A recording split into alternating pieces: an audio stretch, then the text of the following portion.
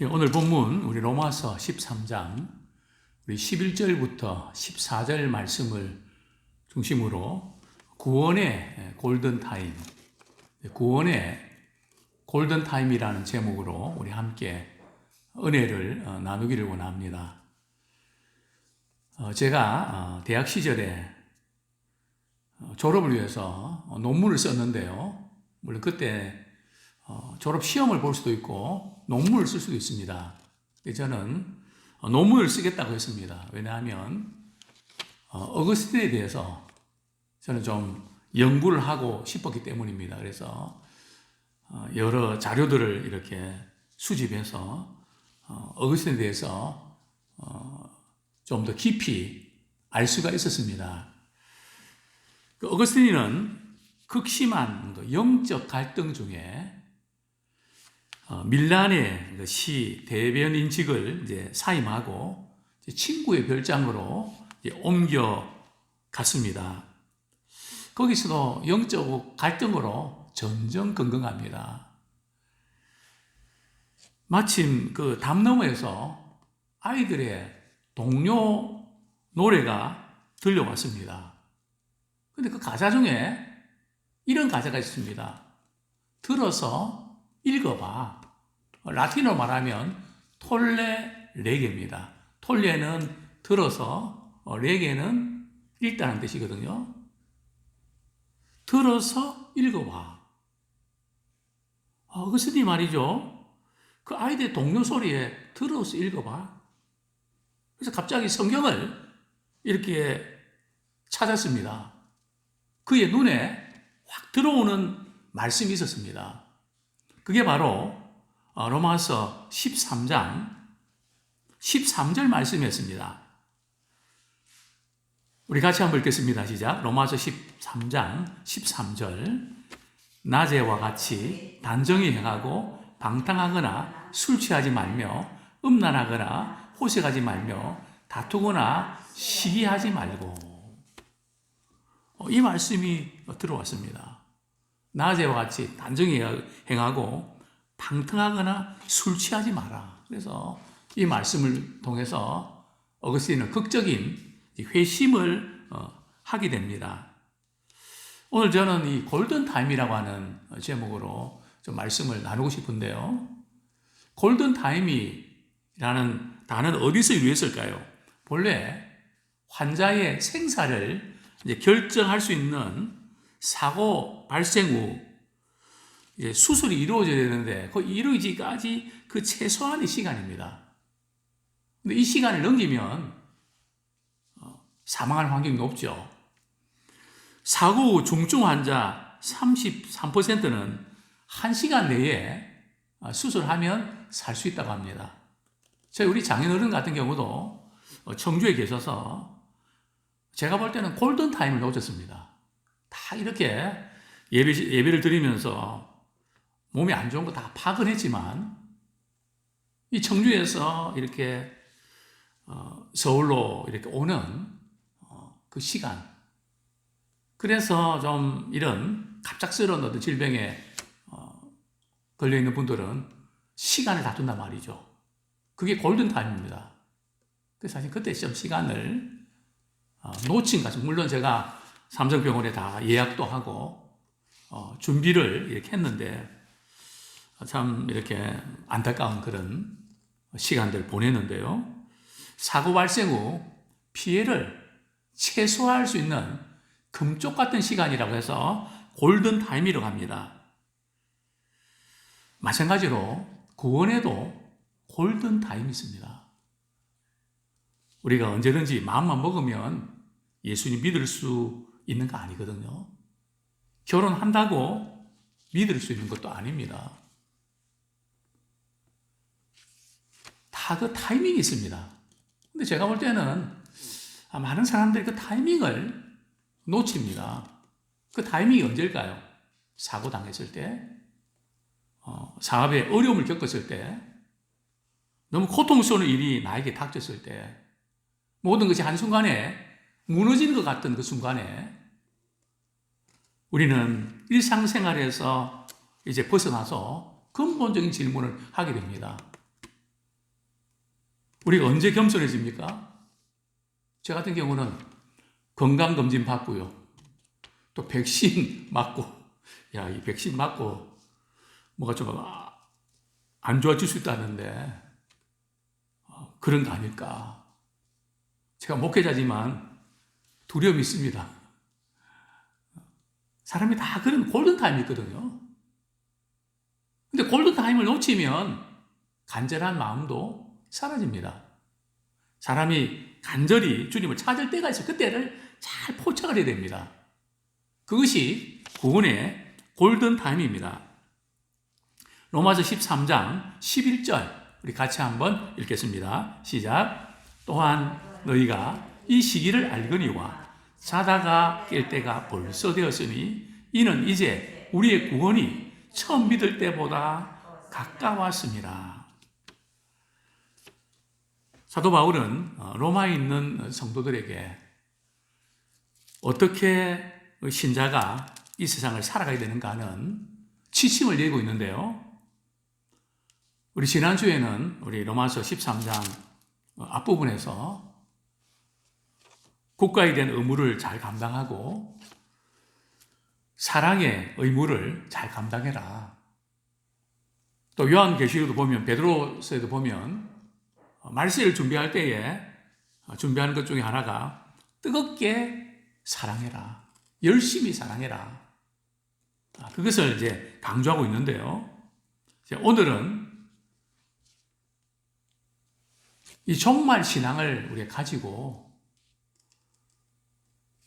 우리 주님의 재림이 임박한 줄 알고 잘 준비해라. 깨어서 준비해야 된다. 이 부분을 강조를 하고 있습니다. 11절에 보면 너희가 이 시기를 알거니와 이 시기는 어떤 시기입니까? 가깝게는 바로 지금 로마 성도들이 살아가고 있는 그런 시점입니다. 또 오늘 말씀을 읽고 있는 우리 모두에게는 현재라고 하는 시점, 이 시기가 참 어떤 시기인가? 참 이 시기가 심상치 않습니다. 그래서 어떤 분들은 이런 이야기를 하는데요. 아마 2018년도 통계입니다. 이제 2018년 1월 25일 최후 심판의 날 시계가 12시 2분 전을 가리켰다고 합니다. 원자 과학자 게시판이 발표한 현재의 시간입니다. 이 시간에 핵무기, 기후, 새로운 기술 분야에 초점을 맞춘 세계적 전문 권위자 13명의 과학기술위원회가 11월에 모임을 갖고 논의한 결과라고 합니다. 12시 2분 전. 그때가 상당히 역사의 참 종말이다. 그리고 이제 지금 3년이 됐습니다. 그죠? 우리 작년부터 코로나를 사태를 맞이해서 참 많은 어려움들을 겪고 아직도 고통 가운데 있는데요. 여러 가지 징조들, 도덕적 타락들, 참 이해할 수 없는 그런 많은 사건들, 이런 모든 것들을 종합해 볼 때 분명히 주님의 오심이 임박했음을 우리는 알 수 있습니다. 어떤 분은 그렇게 정리를 하시더라고요. 성경의 그 예언들이 99.9999 이렇게가 다 이루어졌다. 남은 거는 0.000001인가? 그 정도만 남았다는 거죠. 다 이루어지고 예수님의 재림만 남았는데 그 재림도 급속도로 지금 진행되고 있다. 뭐 세계 대전, 지금 사실 미국과 중국의 어떤 전쟁, 참 이게 심상치 않은 것 같습니다. 지금 북한도 상당히 지금 붕괴되고 있고 어떤 일이 일어날지 아마 중국 같은 경우는 자기들이 살라고 그러니까 뭐 말이겠죠. 계속 그렇게 우리를 힘들게 하면 우리는 핵전쟁을 하겠다. 공포하지 않았습니까? 뭐 쉽진 않겠죠. 어쨌든 기후라든지 뭐 금년도 비가 많이 올 것 같다는 예보를 하게 됩니다. 또 중국도 많이 작년에 이어서 우려하고 있습니다. 그런데 이제 문제는 이제는 예수님께서 다시 오실 때 가까이 왔다 그래도 성도들이나 일반 사람들이나 별로 충격을 받지 않는다는 겁니다. 관심이 별로 없다는 겁니다. 왜냐하면 이미 너무 충격을 많이 받아서 거기에 놀라지 않는다는 거죠. 요즘 우리 아이들이 태어나면 부모가 하도 놀랄 일들을 많이 겪으니까 우리 아이들은 놀리는 경기라는 게 별로 없는 것 같아요. 벌써 부모가 다 놀래갖고 말이죠. 이미 태아에서 말이죠. 딱 훈련받아서 덤덤하게 아이들이 대처하는 것을 보게 됩니다. 자, 어쨌든 바로 이러한 때에 너희들은 이 시기를 알아야 된다. 타이밍을 알고 골든 타임을 알고 그때 맞추어서 대처해야 된다. 또 우리가 나이에 맞게끔 우리가 대처해야 되고요. 우리 젊었을 때처럼 나도 그렇게 할 수 있다. 그렇게 하면 안 됩니다. 그건 욕심입니다. 조금 몸이 이상하면 건강 챙기셔야 됩니다. 병원도 가야 됩니다. 제가 어떤 때는 약을 먹을 때, 이번 주는 조금 덜한데요. 아침에는 고지혈증 약을 먹고, 점심 때는 뭐 먹고, 저녁 때는 뭐 먹고. 그래서 약을 이렇게 먹는데, 또 그걸 제가 이렇게 약 먹는데 익숙지 않아서 우리 집사람이 챙겨주거든요. 그러면은 챙겨주는 게 고맙긴 한데, 막 짜증이 날 때도 있습니다.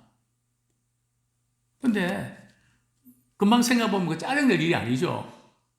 몸이 아파도 약을 못 드시는 분들이 얼마나 많은데요. 그래서 병을 키우는 분도 얼마나 많은데요.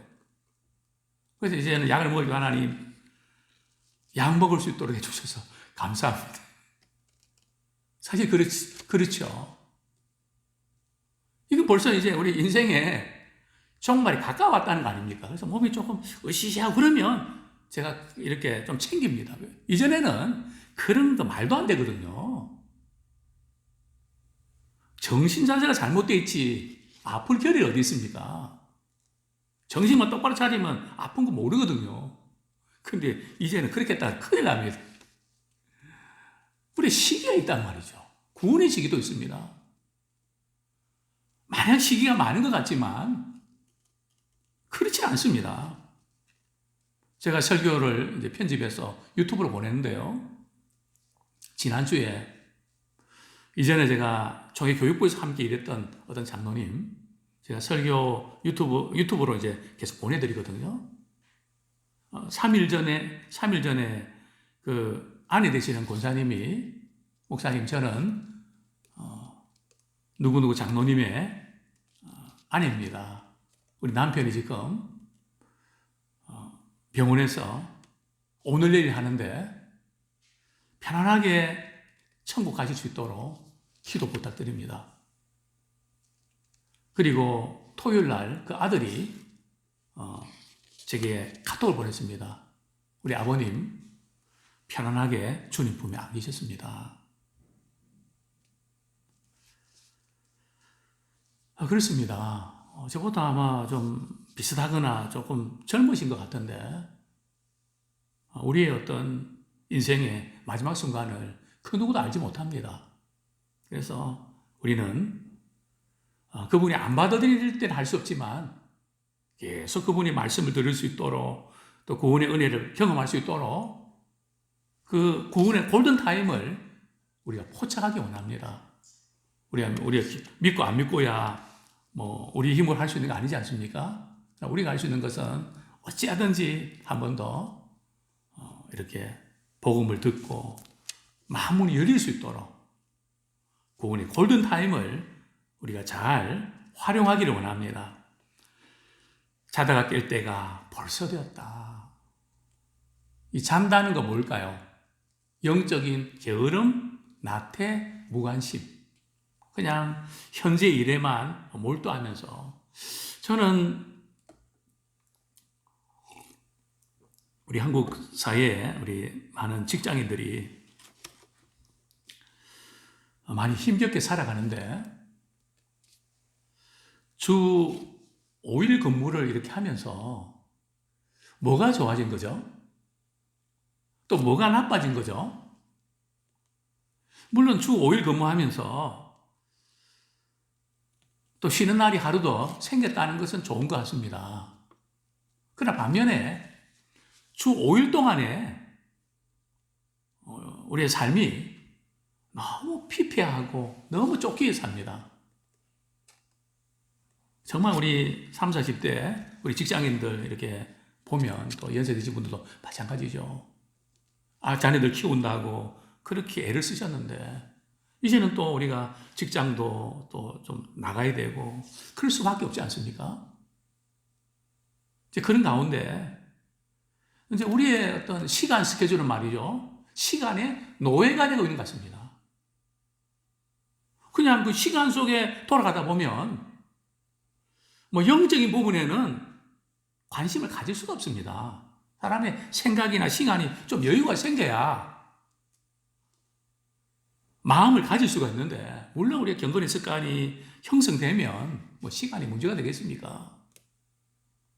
그러나 평신도 입장에서 이렇게 볼 때에 그게 쉽지 않습니다. 왜냐하면 남들이 다 그렇게 살아가니까 자기도 모르게 시간의 노예 속에서 영적으로는 잠을 잘 수가 있습니다. 말씀 뭐 읽는 시간 거의 내지 못하고 기도하는 시간 말할 것도 없고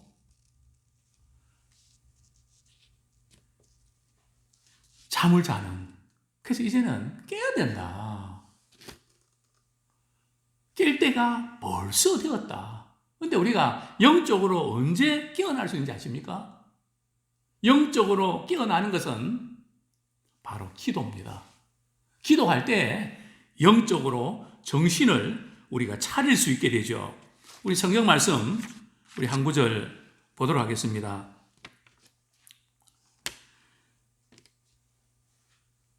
에베소서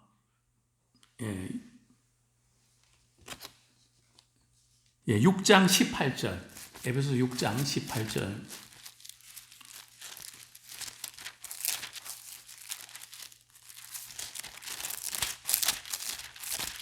같이 한번 읽겠습니다. 시작. 모든 기도와 간구로 하되 항상 성령 안에서 기도하고 이를 위하여 깨어 구하기를 항상 힘쓰며 여러 성도를 위하여 구하라. 항상 영적으로 깨어 있는 것을 이렇게 언급하면서 언급된 것이 바로 기도하는 것입니다. 항상 성령 안에 기도하고. 그러니까 성령 안에서 기도하는 것이 생활 습관이 되어 있는 사람은 영적으로 잠을 자고 있다는 거죠. 또 성경은 말씀합니다. 정신을 차리고 깨어 뭐 하라고요? 기도해라. 역으로 뒤집어서 말하면 깨어 기도하지 못하면 정신없이 살아가게 된다는 거죠. 이게 지금 오늘 우리 자녀들의 모습 아닙니까? 오늘 성도들의 모습 아닙니까? 이제는 자다가 깰 때가 벌써 됐다. 자다가 깰 때가 벌써 되었다. 그래도 60대, 70대 되신 분들은 기도가 습관이 되어 있습니다. 그러나 그 밑에 우리 성도님들은 기도가 습관이 아니라 옵션입니다. 선택입니다. 근데 기도는 나이가 많든 적든 늘 하나님 앞에서 호흡처럼 유지돼야 됩니다. 근데 기도를 우리 하지 않게 되면 영적으로 잠을 자게 됩니다. 기도는 어쩌면 복음의 자명종입니다. 시간 맞춰놓고 말이야. 아침 일어날 때, 요즘은 뭐 스마트폰에 세팅해서 말이죠. 그거 울리지 아니하면 또 늦기도 하고 그러지 않습니까? 정말 기도할 때에 영적으로 정신이 바짝 듭니다. 야, 내가 지금 이러고 있으면 안 되겠구나. 또한 왜 우리가 그렇게 해야 되는가 하면 11절 하반절에 보면 이는 이제 우리의 구원이 처음 믿을 때보다 가까웠습니다. 여기 이제 우리의 구원은 뭘까요? 과거에 우리 예수 믿고 죄산 받은 그 구원일까요? 그건 아니고요. 여기 구원은 이제 우리 주님 다시 오실 재림하실 때에 구원의 완성, 즉 미래적인 구원의 의미를 말씀하고 있습니다. 즉 우리 주님이 다시 오실 때가 처음 믿을 때보다 가까웠다. 여기 처음 믿을 때는 언제입니까? 사도 바울이 로마에 있는 성도들에게 복음 전하고 그들이 믿을 때거든요. 그러니까 바울이 복음 전한 이후 몇 년이 지났습니까? 2000년이 지났다는 거죠. 그렇기 때문에 주님의 재림이 임박했음을 우리는 이제 보게 됩니다. 그렇습니다. 주님의 재림은 우리가 생각하는 것보다 가깝다. 이 의미는 생각지 않은 순간에 오신다는 거죠. 어느 한 순간에 오십니다. 우리가 전혀 예기치 못한 순간에 오십니다. 그렇기 때문에 미리 우리가 준비하고 대처하지 아니하면 내가 이거 하고 그 다음에 해야지. 신앙생활은 절대 미루면 안 됩니다. 구원받을 때가 지금입니다. 은혜 받을 때가 지금입니다. 지금 이 순간이 마지막이라고 생각해야 됩니다. 요즘 이제 우리 집사람이 이제 백신 접종 맞고 나서 좀 몸이 많이 좀 안 좋습니다. 제가 일찍 좀 이렇게 교회 와서 설교 준비하고 1시간 반 정도 됐나요? 전화를 합니다. 혹시 죽진 않았나? 진짜입니다.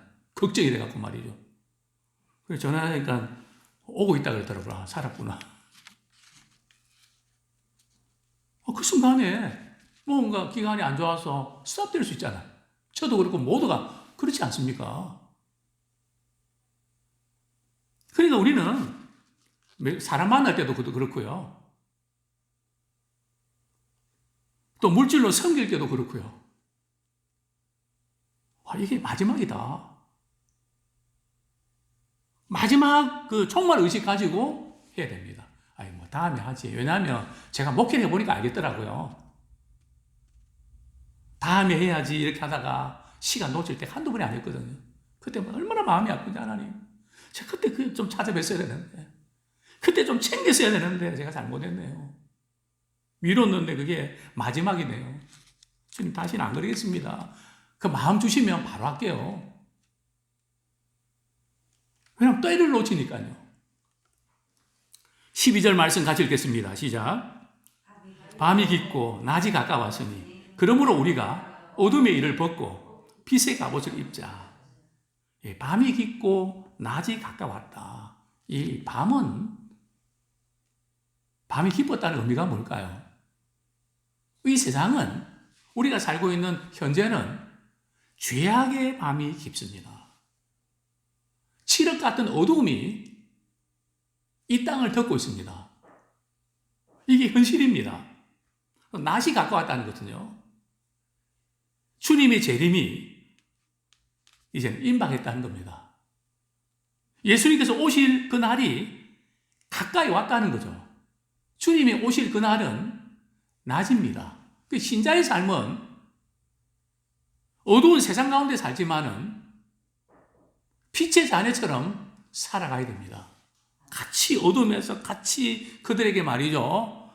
스케줄에 맞춰서 그렇게 살아가지 말고 물론 우리에게 주어진 일들 우리 해야지만 자기 중심적인 생각, 죄를 짓는 거기에 같이 동화되지 마라. 우리가 어둠의 일을 어떻게 해야 된다고요? 즐겨야 된다고요? 어둠의 일을 벗어버려야 된다. 어둠의 일이 뭡니까? 옛사람의 삶의 패턴이죠. 자기 중심적인 삶의 방식입니다. 내가 원하는 건 해야 되고, 내 하고 싶은 대로 해야 되고, 생각대로 해. 이게 슬로건 아닙니까? 이런 어둠의 일을 이제는 벗어버리라. 고집하지 말고, 그럼 무슨 재미로 사느냐고, 그렇게 말하지 말고, 어둠의 일은 벗어버리라. 그리고 어떤 갑옷을 입어야 된다고요? 빛의 갑옷을 입자. 너 빛의 드레스를 입자가 아니고, 왜 빛의 갑옷을 입자 그랬을까요? 영적 생활은 바로 전쟁입니다. 그저 우리가 기도하고 예배드리고 은혜 받으면 복 받고, 물론 그런 면이 있지만 신앙은 옛사람과 새사람의 전쟁입니다. 육신의 생각과 영의 생각에 충돌이 일어납니다. 거기서 우리는 승리해야 됩니다. 근데 우리 스스로는 승리할 수 없습니다. 그래서 우리는 빛의 갑옷, 하나님의 전신갑주를 입어야 됩니다. 하나님의 전신갑주가 뭡니까? 우리 기도하고 말씀 읽고 성령의 검, 구원의 투구, 이게 영적 갑옷 아닙니까? 그래서 빛의 갑옷을 입자. 자, 그 다음에 우리 13절 말씀 우리 같이 한번 읽겠습니다. 시작. 낮에와 같이 단정히 행하고 방탕하거나 술 취하지 말며 음란하거나 호색하지 말며 다투거나 시기하지 말고 14절. 오직 주 예수 그리스도를 옷 입고 정욕을 위하여 육신의 일을 도모하지 말라. 낮에와 같이 단정히 행하고, 이 단정히 행한다는 게 무슨 뜻일까요? 아무래도 이 낮에는 직장에서 일도 해야 되고 자기 역할이 있으니까, 또 직장인들 가운데도 어떤 분들은 남자들 같은 경우는 또 양복도 입고 나름대로 사람들 대해야 되니까 또 좀 단정한 그런 옷을 입죠. 사람은 옷을 어떻게 입는가에 따라서 행동이 결정됩니다. 옷 입는 게 되게 중요합니다. 왜냐하면요, 제가 강릉에서 근무할 때 공군 이렇게 제복이 멋있거든요. 그 제복 이제 여름 거 입을 때 하고, 그 다음에 이제 국방색 군복을 입을 때가 다릅니다. 여름 멋있는 그 제복을 입을 때는요, 사람들이 보거든요. 단정하게 행동을 합니다. 그러나 이 국방색 옷을 입으면요, 행동이 저 자신도 내가 왜 이러지, 모자도 삐딱 쓰고요. 이게 옷을 어떻게 입는가에 따라서 우리의 처신이, 우리의 마음가짐이 분명히 달라집니다. 그래서 제가 조금 마음이 심란할 때는 양복을 입습니다. 왜요? 마음 잡으려고.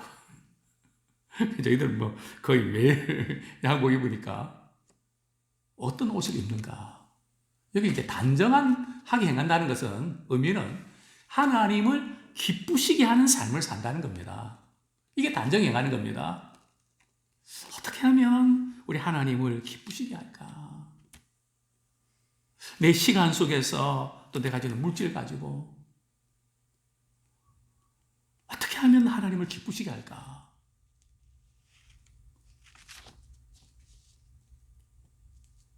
참, 물질을 가지고 저는 이제 식당을 봅니다. 이렇게 가다가 식당을 보면서 제 아는 분 있잖아요. 그럼 카드로 결제하고 갑니다. 언제 이런 때를 만나겠습니까? 시간, 물질, 네 가지 은사. 저는 또 라틴어 또 교수도 했거든요. 라틴어 강의하는 거, 상담하는 거, 또 교정 보고 이런 부분들, 이 부분 제가 익숙하니까요. 그냥 이렇게 섬깁니다. 내가 할 수 있는 거. 내가 쓰임 받을 수 있는 거, 제가 그거 하겠습니다. 어떻게 하든지 나에게 주어진 기회들, 하나님을 기쁘시게 하는 그 일에 우리가 힘쓰기를 원합니다. 그냥 오는 게 아니에요. 그러다 어느 한순간에 일할 수 없는 밤이 찾아오거든요. 몸이 아파서 더 이상 이제는 못하고, 저는 간혹 이제 시내 나가면 전철을 탑니다. 이제 계단을 오를 때 말이에요. 어떤 전철은 계단이 되게 많더라고요. 높아요. 그 숨이 찹니다. 그러면서 하나님, 아직까지는 걸을 수 있는 건강 주셔서 감사합니다. 언젠가는 걸을 수 없을 때가 오겠죠. 아직까지는 걸을 수 있게 해주셔서 감사합니다. 그래, 우리 삶의 그 매 순간 하나님을 기쁘시게 하는 일에, 물론 우리 모든 성도들이 애를 쓰고 지금까지 살아오셨는데 더 우리의 남은 생에 거기에 초점 맞추면서 살아내기 원합니다. 이 세상 사람들 다는 그렇지 않지만 이런 경향이 있지 않습니까? 절대 방탕하지 마라. 방탕하란다는 것은 말이죠, 마음을 아무 생각 없이 그냥 내맡기지 말라는 겁니다. 애따 모르겠다는 거죠. 될 대로 되라는 거죠. 우리 예수 믿는 사람들은 절대 그런 생각을 하면 안 되고, 그런데 시간을 낭비하면 안 됩니다. 왜냐하면 마지막 주님 앞에 섰을 때에 하나님께서 너는 시간을 어떻게 사용했냐 책임을 물으실 것입니다. 그래서 성경에 보면 세월을 어떻게 하라고요? 아끼라. 아무 의미도 없고 가치 없는 일에 시간 낭비하지 마라. 하나님이 우리에게 주어진 그 시간, 방탕하지 말고 술 취하지 말고, 오늘 우리 시대에 일어나는 여러 가지 문제 배후에는 반드시 술이 있습니다. 음란하거나 호색하지 말고, 더욱더 지금 이 시대는 참 음란한 시대 아닙니까? 또 그리고 다투거나 시기하지 마라. 우리 교회 안에서 신앙생활 하면서 다투지 마라. 시기하지 마라. 우리 야고보서 3장 14절 제가 읽어드립니다. 시기와 다툼은 위로부터 내려오는 것이 아니요 세상적이요 정욕적이요 마귀적이다. 만약 교회 안에서 서로 시기하고 다투면요, 그것은 잘했든 못했든 그걸 떠나서 그것은 세상적이라는 거죠. 그것은 정욕적이라는 거죠. 그것은 마귀적이라는 겁니다. 그래서 우리는 시기하고 이 다투는 것을 금해야 됩니다. 그럼 어떻게 될까요? 오직 주 예수 그리스도 옷 입고 정욕을 위하여 육신의 일을 도모하지 말라. 우리가 육신의 일을 우리가 하게 되어 있죠. 가정, 직장, 그 모든 일들. 그러나 그것을 하되 무엇을 위해서 하지 말라고요? 정욕을 위해서, 자기 욕심만을 위해서, 자기의 이익만을 위해서 몰두하지 말라는 거죠. 우리는 오직 주 예수 그리스도 옷 입고, 즉 우리는 예수 그리스도의 주되심을 인정하고 우리의 모든 욕망과 행실을 그분의 통치 아래에 두기를 소원합니다.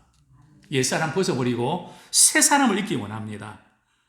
마치 매일 옷을 벗고 입는 것처럼 매일매일 삶 속에서 옛사람을 벗어버리고 그리스도 중심의 새 사람을 입기를 원합니다. 우리 에베소서 6장 22절에서 24절 말씀 읽고 오늘 말씀을 맺겠습니다. 에베소서 6장 22절부터 24절 우리 같이 찾아서 같이 한번 읽겠습니다. 시작. 예. 에베소서에 잠깐만요. 그 부분이 아니네요. 에베소서, 예.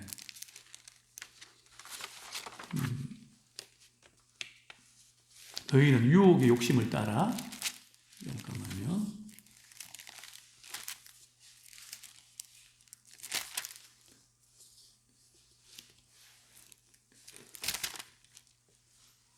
네, 에베소 2. 네, 절수가 제가 한번 나중에 점검해 드리고요. 제가 말씀을 읽도록 하겠습니다.